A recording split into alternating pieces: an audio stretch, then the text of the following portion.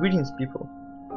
This is the first issue of the Intoxication series in biology, and the topic of today's discussion will be homeostasis, physiology, and thermoregulation.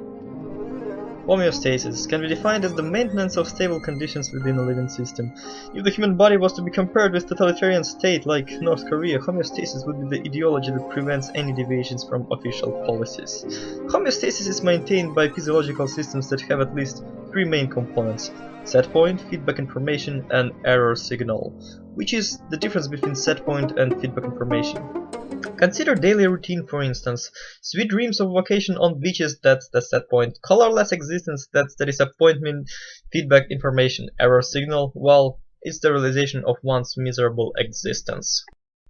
Additional components of physiological systems include sensor, regulatory systems, and effector, which is a controlled system. All input of information from real world comes through sensors. The process of integration and analysis is part of the regulatory system, which eventually enforces specific actions to be done by effectors.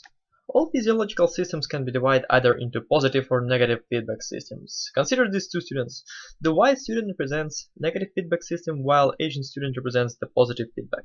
So let's look at the negative feedback student. He usually gets 80s, but once overachieves and gets a mark above 90. His parents are extremely proud of him, but since they are too lenient, they allow their sons to slack off.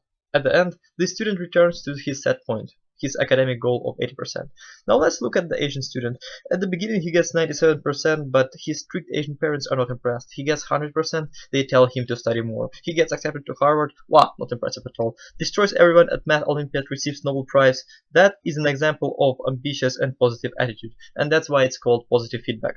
While majority of feedbacks are negative since they maintain homeostasis, contractions during childbirth and sexual drive are in fact positive feedback systems.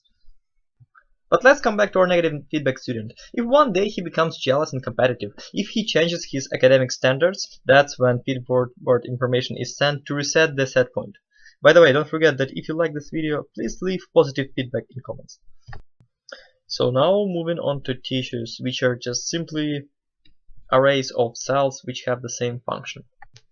There are only 4 types of tissues, which is not hard to memorize: nervous, connective, muscle, and epithelial. Nervous tissue includes neurons which conduct information and glial cells which are just simply providing support to the neurons. Connective tissue consists of cells which are either really floating in the extracellular matrix or which are embedded in it. This includes blood cells suspended in blood plasma, the non-cellular component of blood, or the adipose tissue, which is fat in other words, or cartilages composed of collagen fiber chondrocytes, the cellular units of cartilages. At the same time, fibers are composed either of collagen, which is a strong and thick protein, or stretchable elastin fibers, which are found in arteries, lungs, and intestines. In regard to muscle tissue, there are 3 types of it, including cardiac, smooth, and skeletal. By the way, that's me on that photo. As you can see, skeletal muscle is highly stripped and linear, while cardiac is branched, and smooth is just a mixture of different cells interconnected into a tissue. Smooth muscles are under the involuntary control. They're present in the guts, bladders, and blood vessels. The cardiac muscles are also present in the heart, and they are under the involuntary control, while the skeletal muscles can be either under the involuntary or voluntary control, and they are usually attached to different bones. As you can see, pictures in this video are probably more interesting than pictures in your biology textbook. Epithelial tissue is divided into squamous, columnar, and cuboidal. Before thermoregulation can be considered, there are 4 pathways of heat exchange that have to be examined. First of all, it's convection, which is the transfer of heat due to contact with liquid or gaseous medium.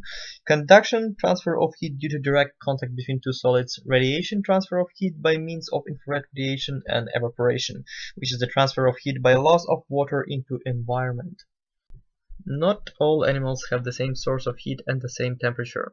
Endotherms generate heat through metabolic reactions within their bodies. Ectotherms acquire heat from environment. Heterotherms just sit on the fence and do both. Homeotherm implies constant body temperature. Poikilotherm implies varying body temperature. Note that not all poikiloterms are ectotherms.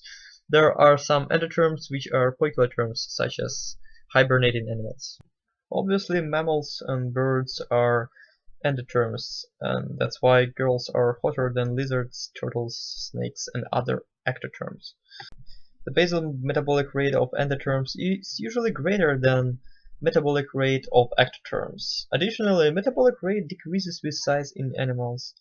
The thermoneutral zone for endotherms is the part of the red graph which has slope of 0. It is the temperature under which endotherms do not need to spend energy in order to cool down or warm up.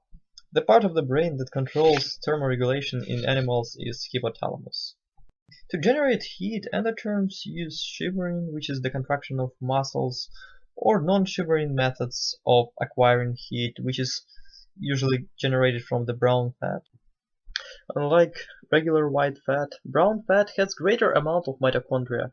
It is found in greater amounts in hibernating animals and newborn humans, but it is minimal in adults. Due to presence of thermogenin protein, the heat is generated by uncoupling of ATP production of chemiosmosis complex in cellular respiration. Therefore, instead of ATP, heat is produced in such situation. Finally, some endotherms use various methods to avoid extreme temperatures. They may hibernate or fall into daily torpor, which is a brief hibernation. In all cases, the temperature of animal drops. In case of estivation, animal will burrow in ground and decrease metabolic rate during hot season.